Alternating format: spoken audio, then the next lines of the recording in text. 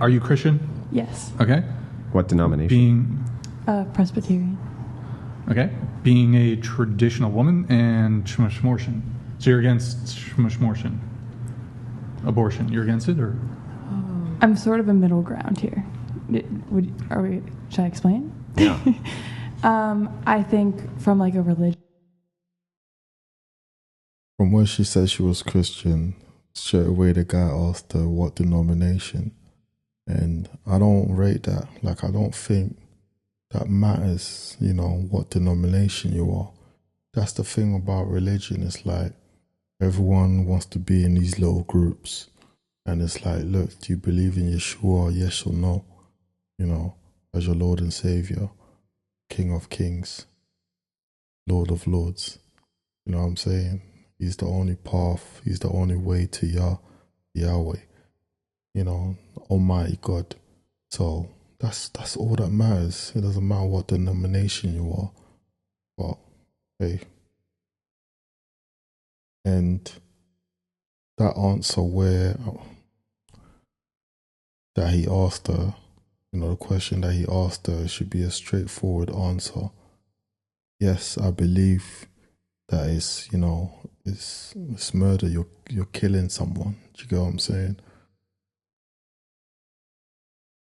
Standpoint, I have issues with it, but I also know that we live in a world where not everybody is religious, and we don't live in a perfect world, and there's a lot. I think since everyone's not under the religious belief, that they should be entitled to their own opinion, but I do think there should be way, way, way, way more restrictions on shmorshman. Well, I don't understand, though. Let's back up. Yeah. Let's untangle some ideas again, right? Yeah. So idea one, from your Christian purview, abortion is murder. Stop me from getting banned on YouTube. It is. That's kind of where I struggle. From your Christian worldview. Sure, yes. Is it? From a Christian standpoint and what the Bible Christian says? Standpoint. Yes. Your Christian Yeah, from your Christian standpoint. Yes. It is murder? Yes. Okay. Then I see what he's getting. why the fuck would you make murder legal? Sorry for the language. Because I know that everyone doesn't have the same views that I do. Why would that matter? So now we're back to the idea of the serial killer again, remember? Remember earlier when we were saying that's subjective, so you can be a serial killer if you want to. Well, you can based on that view. You're actually enabling that view. I think that it's just not realistic to say that. I don't think... He's asking what you think. Is it your duty to be realistic? Is it your duty to say we're going to run the world based on just sheer pragmatism? That's not Christianity. That's something else, right? No, I agree, but I think that I don't believe that day of conception that is life. Well, when is it? Yeah, when is it? This is where I struggle. This is why I am kind of I think that there should be more restrictions in the fact that there's girls that I've heard from that have gone and gotten multiple abortions. Ooh. And which is not good for your body. It's not long term. Or the baby. And multiple. Let's do just like a kind of a basic logic exercise. Okay. If you, right, in this hypothetical, were horribly essayed, could you then go home and kill your son? So I'm not speaking. Hang on. Okay. No. Wait, I want you to answer the question. Could you do that? What do you mean? How come? Wait, I don't understand. How come this trauma which happened to you doesn't make it okay to kill your son? Because that's mine. It's growing. My baby's growing in me. Also, part of me. No. Your son is out of the world. Out of me? Oh, that's because you can't.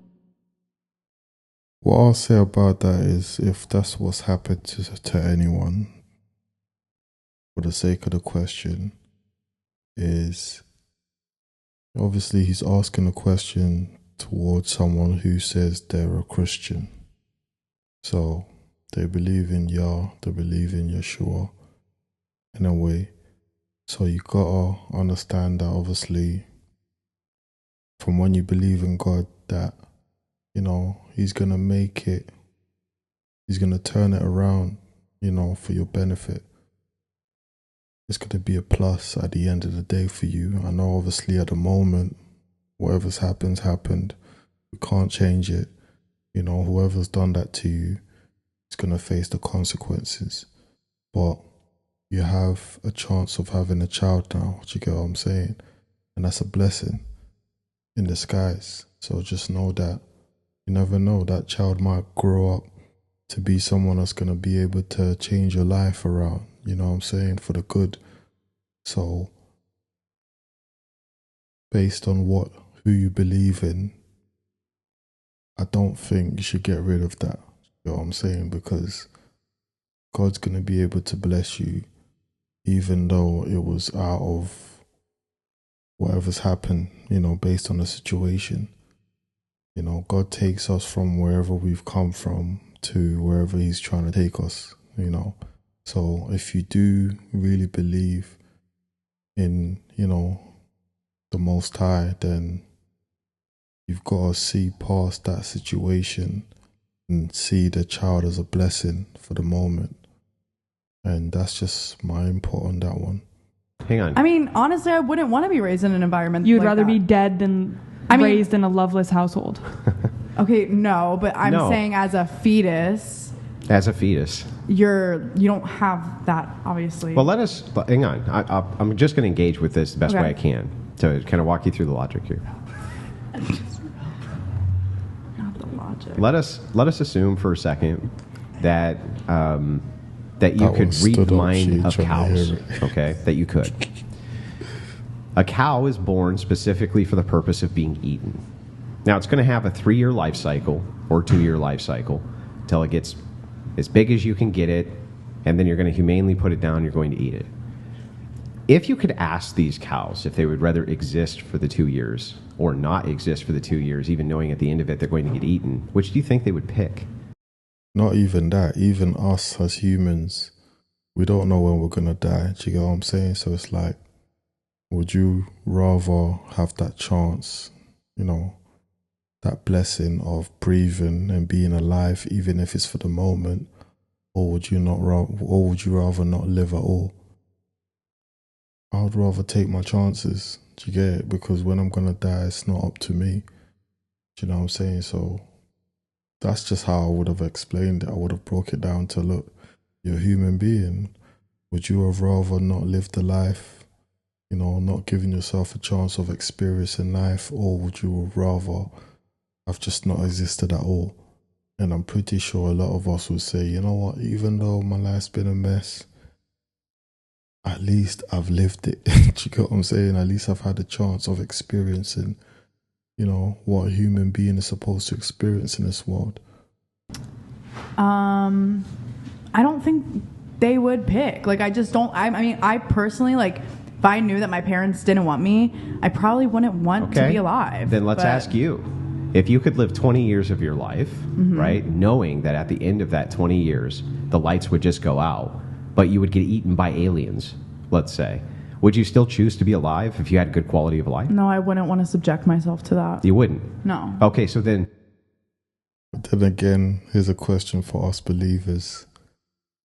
If God showed you the sort of battles that you would have to face, you know, discrimination, rejection, you know, people making lies about you and things like that, would you accept the calling? Would you go along the path? You know, would you start the walk? If I was to ask myself that question, I would. Just for the simple fact that I've learned to trust God a bit more, you know, I've grown in faith and I've got stronger. Do you get what I'm saying? With knowledge and wisdom. These are things that money can't buy. Do you get what I'm saying? And these are things that, this is what life's all about. You know, you learn from your mistakes and you do better. So looking at that, I would say, I hope that people will say yes, that, you know what, even though what we're going through, we wouldn't change it for the world because there's a prize at the end of it. And we've learned to trust God more, you know, because that's what it's all about, building your relationship with Yah and trust in God more. Do you get what I'm saying? Stronger. But can you agree with me that when it comes to trauma, if you're alive, you at least have a shot of moving past trauma? Sure, you do. But there and if you're are dead, people that you have no shot of moving past trauma. That's fair, but I think growing up knowing that you are the product of grape or incest, that can't be a easy weight to bring around with you. Yeah, but that's a trauma which can be surmounted. Death cannot be surmounted. I don't think that's something that you... In other words, people why, live with it. Why would I want to embrace a doctrine of death instead of a doctrine of life? I want the doctrine of life. I want, even if it is life. So, that the conditions are not going to be optimal for a child who's born, I still think that we don't get to determine to kill them just because we think perhaps they might have a bad quality of life. People can move past suffering, but they can't do it dead. Yeah, people can definitely move past suffering, because if you look at most of the, people who have made it, people who are successful in whatever they do, most of them, they'll tell you the same stories, that how, it started off, they grew up poor, the parents were poor, couldn't afford this, couldn't afford that. You hear all these ridiculous stories, and then in the end, they built up the zeal in them, for them to succeed. So it doesn't really matter how you start off, it's about how you're willing to end it. And from her point of view, she's just like, what, I'd rather not even take that route. But I'm pretty sure for most of us, we're going to agree with the other guy, from what he's saying, that look, at least we have a shot and we'll take it. Do you get what I'm saying? I don't know, that's just me anyway. But the thing is, we can't control what other people do. Same as a child can't control how their parents were while they were growing up. Do you get what I'm saying? So the most important thing is, like I said before, it doesn't really matter how you start off. You're supposed to just learn, adapt, and win. And that's just the message for today. Hopefully this video has enlightened you. And if it has, make sure you press the like button, make sure you share it, make sure you subscribe if it's your first time seeing me today. I've got so many videos on the way, so make sure you click the subscribe button, share it as well. It helps with the algorithms. And I'll see you on the next video. Remember that I love you, but Yeshua loves you even more. I'll see you on the next video. God bless you.